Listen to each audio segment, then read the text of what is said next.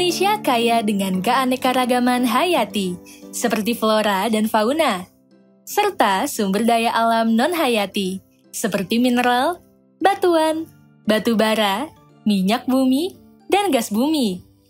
Semuanya dapat dimanfaatkan sebagai sumber daya untuk menyokong keberlangsungan hidup manusia. Batu bara digunakan sebagai bahan bakar pembangkit listrik tenaga uap atau PLTU.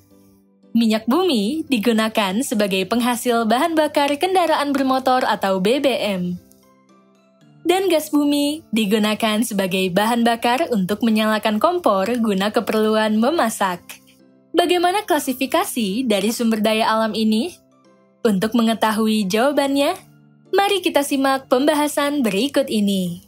Sumber daya alam adalah semua potensi di alam, baik benda mati maupun makhluk hidup, yang bermanfaat untuk memenuhi kebutuhan hidup manusia. Sumber daya alam dapat diklasifikasikan berdasarkan 3 aspek, yaitu berdasarkan sifat kelestariannya, berdasarkan jenisnya, dan berdasarkan pemanfaatannya. Berikut adalah pembahasannya. Berdasarkan sifat kelestariannya, sumber daya alam dapat diklasifikasi menjadi 2 kategori sebagai berikut. Pertama, sumber daya alam yang dapat diperbarui.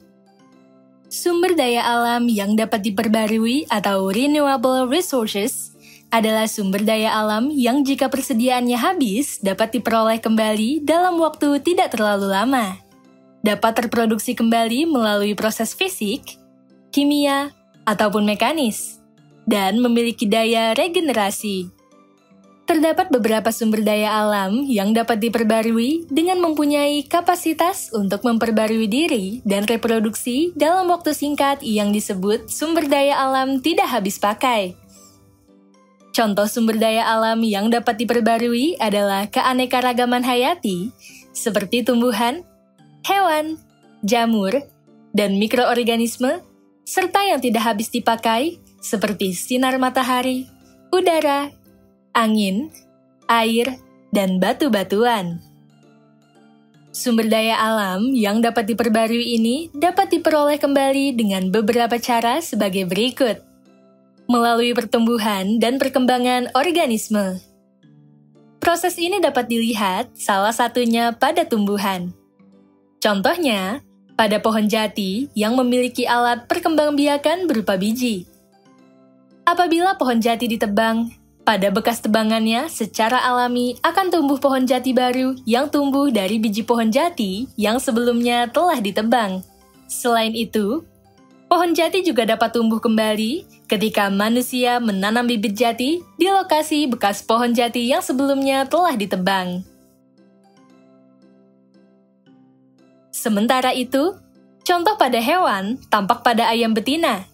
Dari ayam betina yang telah bertelur, akan muncul anak-anak ayam yang menetas dari telur tersebut dan menggantikan induknya yang kemudian dipotong untuk dikonsumsi. Melalui adanya siklus. Siklus ini terjadi pada sumber daya alam, salah satunya air. Air memiliki siklus yang dimulai dari adanya penguapan dari air laut, tumbuh-tumbuhan, hewan, dan manusia, lalu terkondensasi menjadi awan. Selanjutnya, awan berubah menjadi hujan.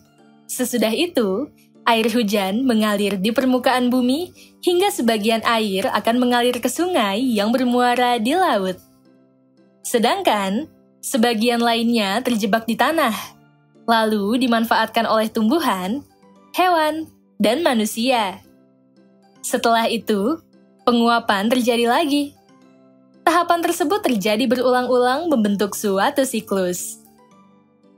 Kedua, sumber daya alam yang tidak dapat diperbarui. Sumber daya alam yang tidak dapat diperbarui atau unrenewable resources adalah sumber daya alam yang jika persediaannya habis, memerlukan waktu yang sangat lama untuk diperoleh kembali, bahkan hingga jutaan tahun. Oleh karena itu, sumber daya alam ini disebut sebagai sumber daya alam yang tidak dapat diperbarui. Terdapat contoh dari sumber daya alam yang tidak dapat diperbarui. seperti bahan bakar fosil dan mineral. Mari kita bahas satu persatu. Bahan bakar fosil. Bahan bakar fosil merupakan sumber daya alam yang tidak dapat diperbarui. Bahan bakar fosil adalah bahan bakar yang didapatkan dari sisa-sisa tubuh makhluk hidup yang menghuni bumi jutaan tahun yang lalu. Bahan bakar fosil terdiri atas minyak bumi, gas bumi, dan batu bara. Minyak bumi adalah minyak yang ditambang dari bumi. Minyak bumi merupakan salah satu bahan bakar fosil yang berasal dari jasad hewan dan tumbuhan yang terperangkap dan tertimbun di lapisan kerak bumi sejak jutaan tahun yang lalu. Minyak bumi kemudian terbentuk di lingkungan yang memiliki suhu tinggi dan tekanan tinggi. Minyak bumi dapat disuling menjadi bahan bakar, pelumas, dan bahan baku untuk industri kimia. Gas bumi adalah gas yang ditambang dari bumi. Pembentukan gas bumi sama seperti pembentukan minyak bumi, yaitu berasal dari jasad hewan dan tumbuhan yang terperangkap dan tertimbun di lapisan kerak bumi sejak jutaan tahun yang lalu. Gas bumi yang terbentuk di lingkungan yang memiliki suhu tinggi dan tekanan tinggi ini dapat diolah menjadi liquefied petroleum gas atau LPG. Jenis gas ini bisa dimanfaatkan sebagai bahan bakar kompor gas. Batu bara adalah bahan bakar fosil berbentuk padat yang berasal dari tanaman yang terkubur sejak 300 hingga 400 juta tahun lalu, yang kemudian terpapar suhu dan tekanan tinggi selama jutaan tahun. Batu bara dapat dimanfaatkan sebagai bahan bakar untuk pembangkit listrik tenaga uap atau PLTU. Mineral. Mineral adalah benda padat dan memiliki unsur yang sama, ditemukan secara alami, mempunyai sifat fisik dan kimia tertentu, serta merupakan zat anorganik. Dengan adanya mineral, batuan dapat terbentuk atau dapat berasosiasi dengan mineral lain membentuk batuan. Mineral dapat dibagi menjadi dua, yakni mineral logam dan mineral bukan logam. Mineral logam adalah mineral yang unsur utamanya mengandung logam, memiliki kilap logam, serta umumnya bersifat sebagai penghantar panas dan listrik yang baik.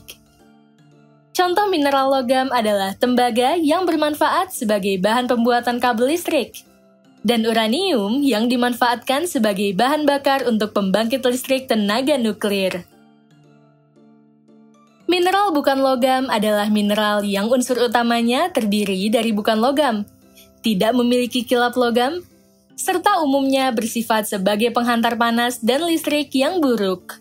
Contoh mineral bukan logam adalah bentonit yang dimanfaatkan untuk mempermudah pengeringan bubur kertas dalam industri pembuatan kertas. Dan kalsit atau batu kapur atau gamping yang dimanfaatkan menjadi pupuk tanah untuk mengatasi tanah yang bersifat asam sebab kalsit bersifat basa. Klasifikasi sumber daya alam berdasarkan jenisnya. Berdasarkan jenisnya, sumber daya alam dapat diklasifikasi menjadi dua kategori sebagai berikut. Pertama, sumber daya alam hayati.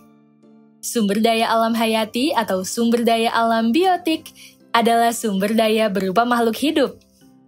Sumber daya alam hayati diperoleh dari makhluk hidup, seperti tumbuhan, hewan, jamur, dan mikroorganisme, serta hasil dari makhluk hidup tersebut. Contohnya, pohon karet dan getah karet sebagai hasil dari pohon tersebut. Kedua, sumber daya alam non-hayati. Sumber daya alam non-hayati atau sumber daya alam abiotik adalah sumber daya berupa benda-benda mati yang terbentuk secara alami. Benda-benda mati bukanlah makhluk hidup, sehingga disebut non-hayati. Sebab istilah hayati memiliki arti berhubungan dengan hidup. Contoh sumber daya alam non-hayati adalah udara, air, sinar matahari, tanah, serta mineral seperti besi, emas, tembaga, dan perak. Klasifikasi sumber daya alam berdasarkan pemanfaatannya. Berdasarkan pemanfaatannya, sumber daya alam dapat diklasifikasi menjadi 3 kategori sebagai berikut. Pertama, sumber daya alam materi. Sumber daya alam materi adalah sumber daya alam yang dimanfaatkan sebagai sumber materi untuk memenuhi kebutuhan manusia. Sumber daya alam materi merupakan benda hidup ataupun benda mati yang dapat diperoleh secara langsung, baik dari alam maupun melalui proses penambangan dan pengolahan. Contohnya, sumber daya alam berupa batu kali atau batu basal atau andesit yang dipecah dan dimanfaatkan sebagai pengisi fondasi bangunan. Pohon yang ditebang untuk diambil kayunya dan dimanfaatkan sebagai perabot rumah tangga. Serta kapas yang dipintal menjadi katun dan dimanfaatkan untuk membuat pakaian. Kedua, sumber daya alam energi. Sumber daya alam energi adalah sumber daya alam yang dimanfaatkan sebagai sumber energi untuk memenuhi kebutuhan manusia. Sumber energi adalah segala sesuatu yang energinya mampu dikonversi menjadi energi bentuk lain sehingga dapat dimanfaatkan oleh manusia secara langsung. Energi adalah kemampuan untuk melakukan kerja. Energi tidak dapat diciptakan atau dimusnahkan. Energi hanya bisa diubah dari satu bentuk ke bentuk lain. Contohnya, pembangkit listrik tenaga uap atau PLTU batubara adalah salah satu tempat pengolahan batubara yang mengonversi kandungan kimia dari batubara menjadi energi listrik. Selain itu, energi gerak dari kendaraan merupakan hasil konversi dari energi kimia yang terkandung dalam bahan bakar berupa bensin atau solar. Ketiga, sumber daya alam ruang. Sumber daya alam ruang adalah sumber daya alam yang dimanfaatkan sebagai ruang untuk tempat tinggal dan beraktivitas manusia, seperti bersekolah dan bekerja. Makin tinggi kenaikan jumlah penduduk di suatu tempat, sumber daya alam ruang akan makin sulit diperoleh. Penyebabnya adalah setiap makhluk hidup membutuhkan ruang untuk tempat tinggal dan beraktivitas sehingga penduduk saling berlomba dan memiliki sumber daya ruang. Contohnya, sumber daya alam ruang berupa lahan yang dimanfaatkan untuk mendirikan bangunan sekolah guna menjalankan aktivitas pendidikan.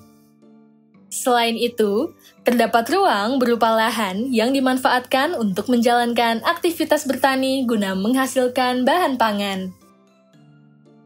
Sumber daya alam adalah semua potensi di alam, baik benda mati maupun makhluk hidup, yang bermanfaat bagi manusia demi memenuhi kebutuhannya.